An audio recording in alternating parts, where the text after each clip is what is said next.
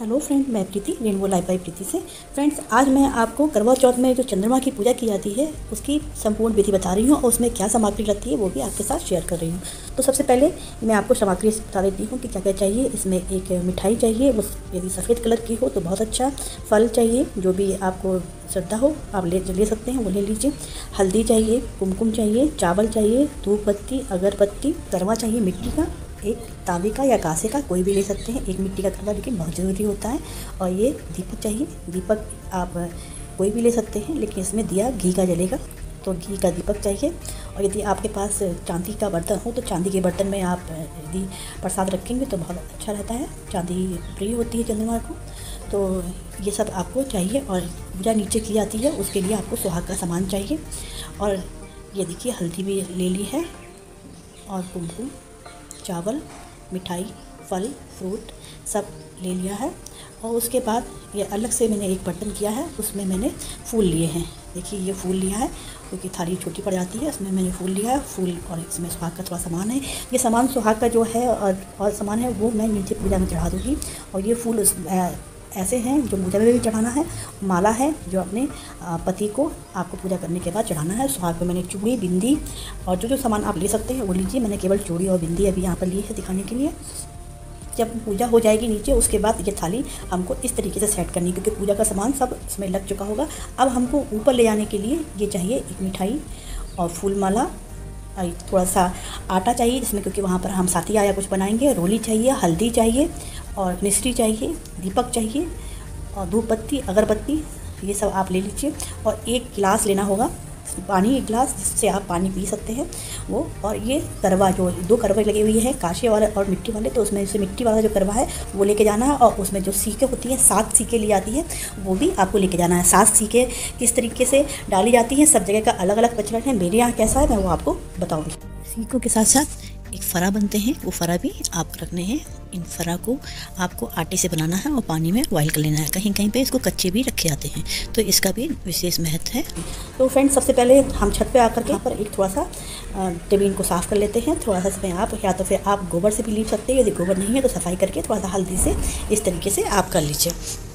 ये क्योंकि चंद्रमा दूर होते हैं और हम लोग उनकी पूजा वहाँ जाकर नहीं कर सकते, इसलिए उनको यहाँ पर हम आह्वान करते हैं और उनको यहाँ पर बुलाते हैं। तो हम इस तरीके से सातिया बना रहे हैं। आप चावल या आटे से भी बना सकते हैं, मैं इस तरीके से बना रही हूँ।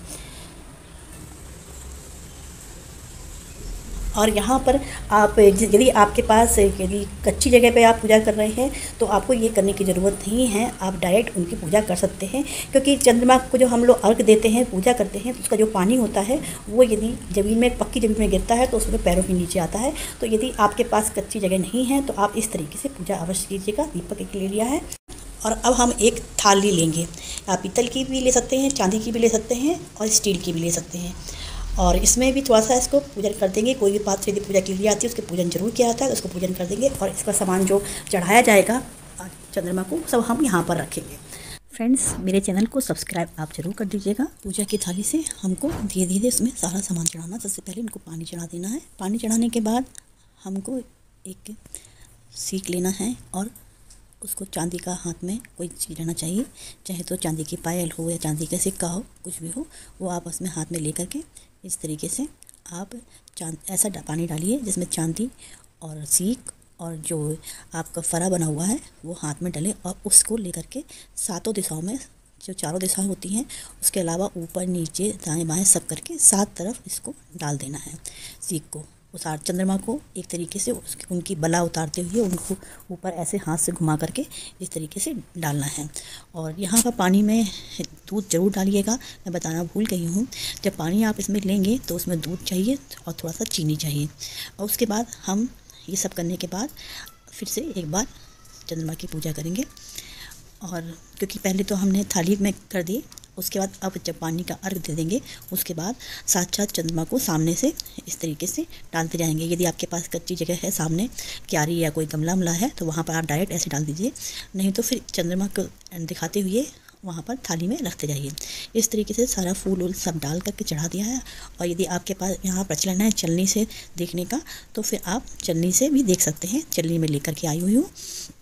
अब इनको दीपक जला रहे हैं। दीपक जला कर के धूप बत्ती और दीपक से उनकी आरती लेना है। जो आरती यदि आपको याद है तो आप गा सकते हैं, नहीं तो कोई भी जो श्लोक है वो पढ़ करके आप इसमें आरती कर लीजिएगा। यदि याद नहीं है तो आप बुक से देख करके भी कर सकते हैं। हम यहाँ पर चलनी से करेंगे, तो जो भी चीज़ हम लेते हैं ना पात्र, उसकी पूजा की जाती है, इसीलिए हम चलनी की जल चढ़ा करके उसकी थोड़ी सी पूजा अर्चना करेंगे। उसके बाद हम चलनी में दीपक रखेंगे। तो इसको चलनी में दीपक रखने के बाद हम चलनी से पहले हम चंद्रमा को देखेंगे। चंद्रमा को देखेंगे और चंद्रमा को देखते हुए धीरे धीरे मुड़ करके हम उसी चलनी से अपने पति देव का चेहरा देखेंगे और चंद्रमा से प्रार्थना करेंगे कि जिस तरीके से आप अजर अमर हैं, उसी तरीके से जब तक हम जिंदा हैं हमारे पति का हमारे साथ रहे, मेरा सुहाग अमर रहे। तो इस तरीके से करके पति का चेहरा देखने लेते हैं और उसके बाद पति की तिलक करते हैं, उनकी आरती उतारते हैं, उनको माला पहनाते हैं और उनको मिठाई खिलाते हैं। पूजा करने के बाद पति अपने हाथों से पत्नी को मिठाई खिलाते हैं और जो गिलास लेकर के आए थे उससे पानी पिलाते हैं।